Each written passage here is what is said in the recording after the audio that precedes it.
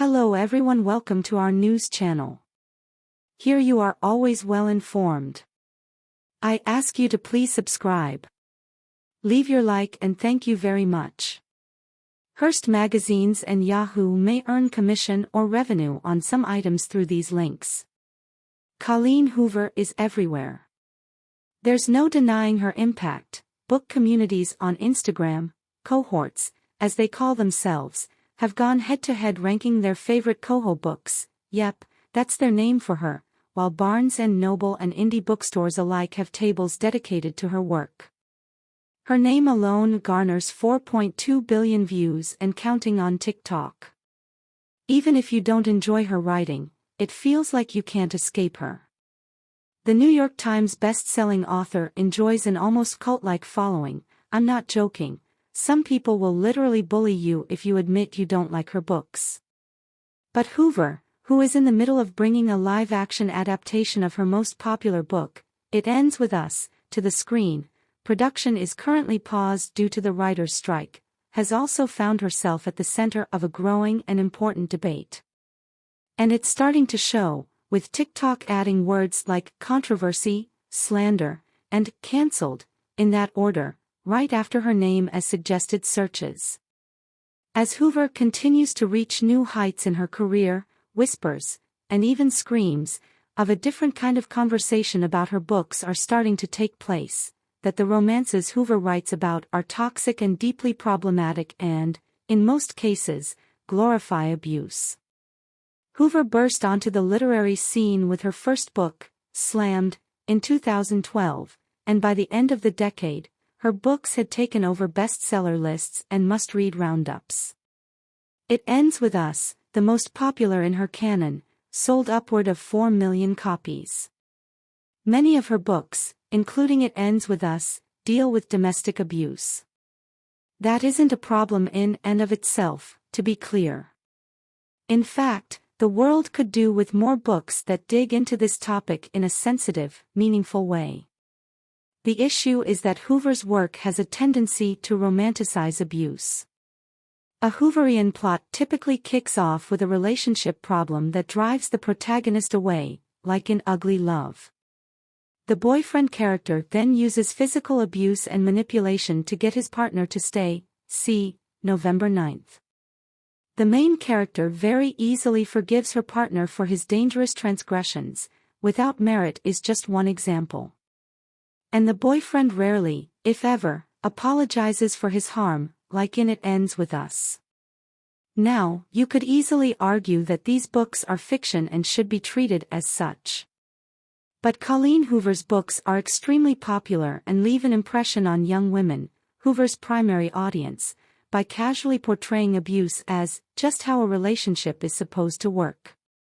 This is the main reason it's worrying that It Ends With Us is getting a film adaptation.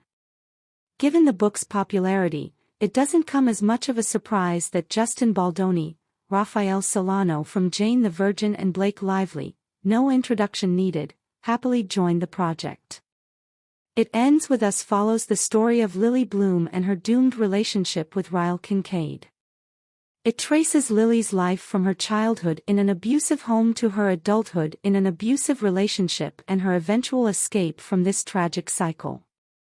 With Blake being the epitome of an it girl, you know the theaters will be filled with teens. Hoover's work describes abusive situations through rose-colored glasses and ultimately doesn't really define them as abusive, rather, they're deemed romantic. Of course, there are real-life consequences to masquerading abuse as romance, particularly for young readers, and it's likely that in our era of streaming, the movie will reach even more people than her books have. Leaving an abusive relationship is never easy, and there are a multitude of complex reasons someone may decide to stay in one. But normalizing this cycle of abuse can be dangerous. I think when I was reading the book, I could differentiate how the relationship was extremely toxic and how it narrated what a lot of women go through trying to get out of a toxic environment, explains 24-year-old brand coordinator Ayushi Shah, who used to be a Colleen Hoover fan. The problem is that her audience is super young and may possibly not have the understanding of why this is toxic and not how a relationship should be. The problem with her storylines is that domestic abuse often comes off as a fixable issue, when it very much is not. I hope they address that in the movie. In the book, Ryle is not described as a bad person but as a person who does bad things. This is a man who premeditated a violent sexual assault on his wife, physically injured her, and used his trauma to defend his behavior and manipulate her into staying, and he ends the book with a redemption arc. I personally was not a fan of It Ends With Us and was sort of irked by the domestic violence representation, admits 23-year-old employment coordinator Sakshi Ghosh. I think there was a level of blasé tone in the way domestic violence was shown and written about. I know that it was inspired by her own family, however, I feel like if you are going to publish a book about such a heavy topic, I would be really thorough in seeing if the way I have written about it makes other victims with different storylines uncomfortable. Hoover was also slated to release an adult coloring book based on It Ends With Us, but after receiving backlash given the sensitive themes, she pulled the plug on the project. Readers continue to devour her books, despite the creeping blowback on social media. Journalist Chloe Bishop still enjoys them. I second-guessed whether I should keep on buying her books. But I think just because you like books from a particular author doesn't mean you should get judged for it. It's a book that you just like to read. With the film adaptation of It Ends With Us on its way, we can only hope that the cast and crew choose to right some of the book's wrongs on screen. Because at the end of the day, people will do what they want, whether you agree with them or not. Book reviewer Anna Davis remains a Hoover fan, although she understands why people might not want to read her books anymore.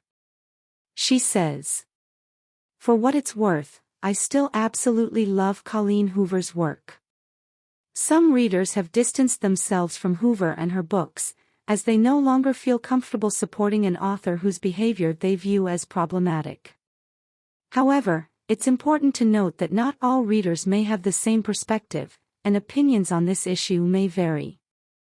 Reading about domestic abuse is hard. Watching it play out on screen will be even harder. If you want to adapt a book this controversial, you need to make damn sure you're doing it right. Because try as you might, the primary audience that will go see this movie will be young Colleen Hoover fans who deserve better. So for now, love for Colleen Hoover is alive and well. But maybe Ryle and Lily's complicated story won't go down as easy over a bowl of popcorn.